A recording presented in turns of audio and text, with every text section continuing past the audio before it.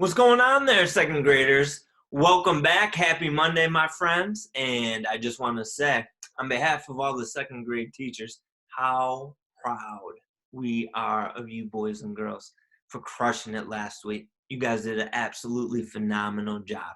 So pat yourselves on the back for that. Be proud of yourself for showing up. Be proud of yourself for working hard each and every single day. Be proud of yourself for growing those brains. When you show up, when you work hard, when you're not afraid to make those mistakes, you grow that brain. All right, we get smarter and better a little bit every single day. And we only do that by showing up, by working hard, by making mistakes and learning from our mistakes. Every single day we come and do that. So proud of you, boys and girls. Now, diving into today, last week we talked about being a word detective, looking for words around an unfamiliar word, whether it's in front, whether it's behind, okay? We are going to use that same strategy this week, but we're going to expand upon that a little bit. We're going to expand upon being word detectives and using our context clues. So I'm going to share my screen with you, boys and girls, and let's get to work.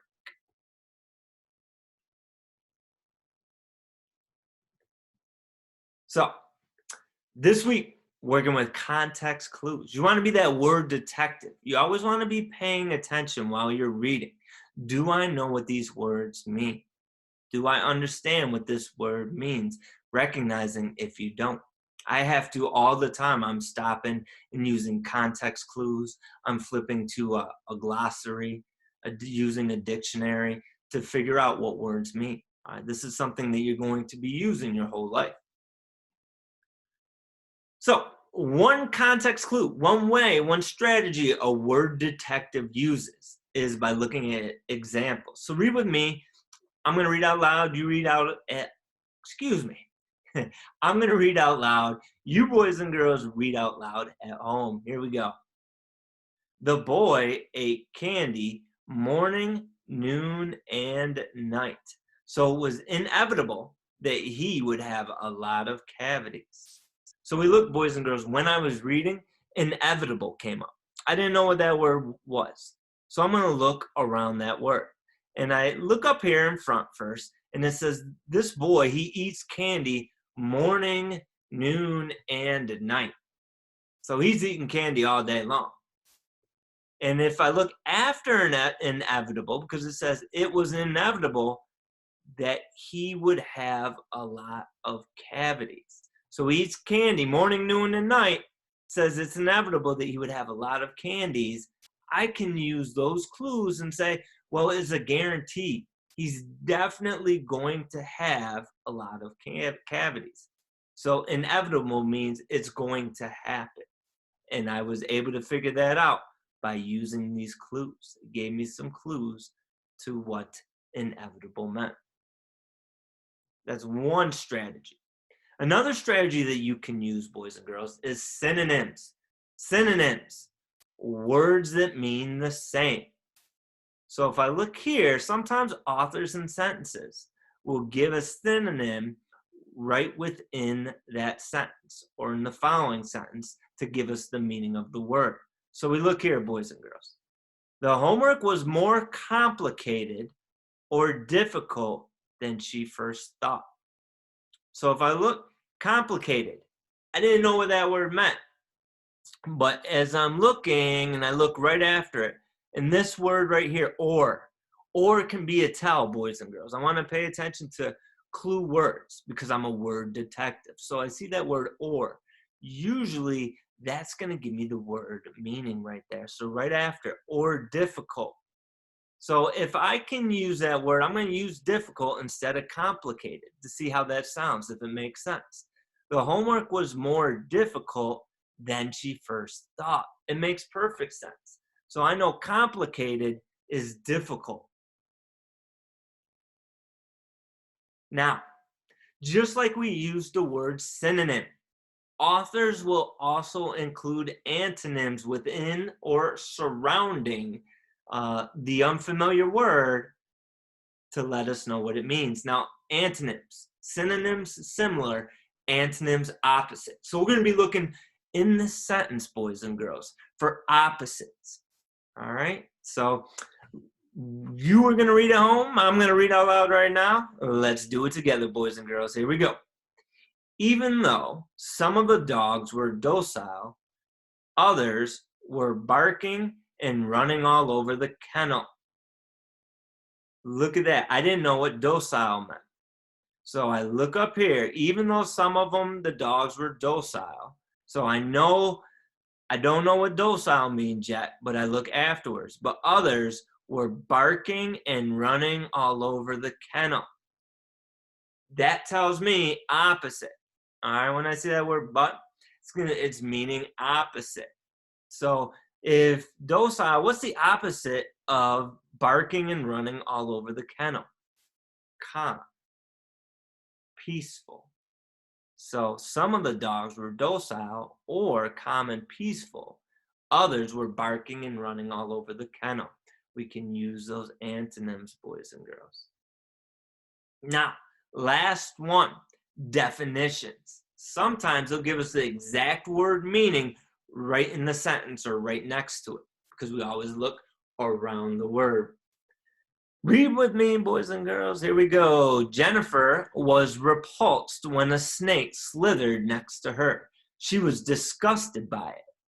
Well, repulsed. I was a word detective. Repulsed jumped into my head. I'm not sure what it means. So we know I'm going to look around it. I'm going to look for clues. Well, we know a snake slithering next to her. She was disgusted by it. Look at that. Disgusted by it. She was repulsed, disgusted. Look what happens when I say disgusted up here.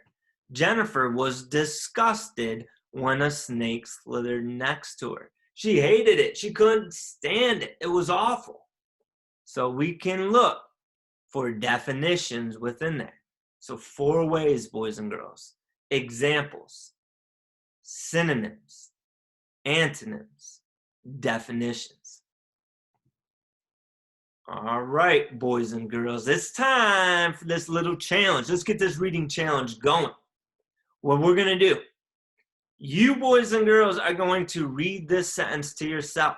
You're going to look for the word that's highlighted in blue. I want to know the definition. Look around that word. Use those context clues. Figure out what that word means. You're going to pause the video. When you're finished, unpause it, we'll check it, and we'll move on. All right, boys and girls, I'll see you in just a minute. Welcome back there, my friends. So, let's read this sentence together and figure out what the word means. It says, the long hike to the top of the mountain was very grueling. So I'm looking for this word grueling. Well, I know he's taking a long hike, or this person's taking a long hike to the top of the mountain. So would it make sense to, if you're going on a long hike, to say, and it was very grueling, that it was very loud, that it was very tiring, or that it was very easy? Well, I know grueling, if something's grueling and you're taking a long hike to the top of the mountain, if you said tiring, you are correct. All right, by using those clues. The example of walking all the way to the top of the mountain, be very tiring. So if you got tiring right, boys and girls, brush your shoulders off. Excellent job. Next one, let's go to the next page. You know the drill, boys and girls. Read this to yourself. I want to know the definition of the word in red. You're going to pause it, figure out what it means, unpause, and we'll check it out. All right, boys and girls, welcome back. Let's check it out. I was so parched, I drank an entire glass of water in one gulp. So let's look around. Let's use those clues, boys and girls. If you're parched, I don't know what parched meant, but I know that he's drinking, or you're drinking, an entire glass of water in one gulp.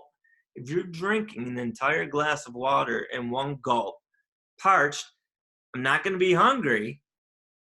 I'm not going to be sleepy. I'm going to be thirsty. So if you're parched, you're very thirsty.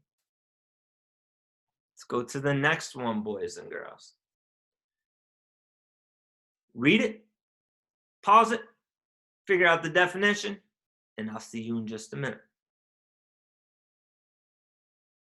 Welcome back, my friends. Here we go. Let's read this together. I want to figure out what aroma means.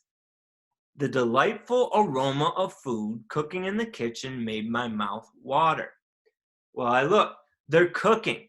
It says the delightful aroma of food cooking in the kitchen made my mouth water. So I think to myself, what happens when we cook food? And what makes my mouth water? Would it be the hungry? Would it be thirsty? Or would it be the smell?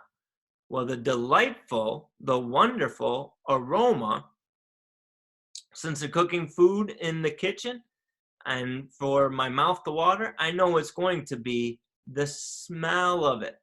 All right, the smell of that food right there, aroma, the delightful smell of food cooking in the kitchen made my mouth water. Excellent. If you got that right, boys and girls, what I want you to do is brush your shoulders off if you worked hard. And whether you got it right or you got it wrong, it doesn't matter. We're showing up, we're working hard. Brush your shoulders off. Here we go, boys and girls. Read it. Find that definition. I'll see you in a minute. And welcome back. Here we go. Mary is a novice soccer player. It is her first day of practice. Well, I'm a word detective. Novice, I don't know. But I look, it's her first day of practice. So let's think to ourselves. If it's her first day, is she going to be a beginner? If it's her first day, is she going to be skilled at soccer? Or if it's her first day, will she be professional? Will she be a professional soccer player? Well, I know if it's her very first time doing it, she's just a beginner. So when you're a novice, you're a beginner. Mary is a beginner soccer player. It is her first day of practice. Excellent job, boys and girls. And that is the end of our reading challenge. If you got that right, brush your shoulders off. If you worked hard and you put in that effort, brush your shoulders off, because that is the most important. Okay, boys and girls, remember, when you are reading, you want to be those word detectives. Okay, you want to be those word detectives. Pay attention for words you don't know what they mean. When you come to words you don't know what they mean, look around the word. Use those clues. Authors leave you clues, okay? Especially in nonfiction text with boldface or italics words. As always, boys and girls. Oh, real quick, for your teachers, they have reading assignments. And what I want you to do is go and within your reading assignments today, whatever your teacher has you doing, when you're reading a book, when you're reading your steps, use these context clues. Be a word detective. Look for words you're not used to or you don't know the meaning of, and look around that word. Look for examples, definitions, synonyms, antonyms. All right, boys and girls, listen. Super proud of you, boys and girls. You know you guys are rock stars. You know we're proud of you. All right? Keep smiling. Number one, keep smiling. Keep shining, because you boys and girls are shining. Stay positive. All right? And keep being your awesome self. We will talk to you later. Have a great day, guys.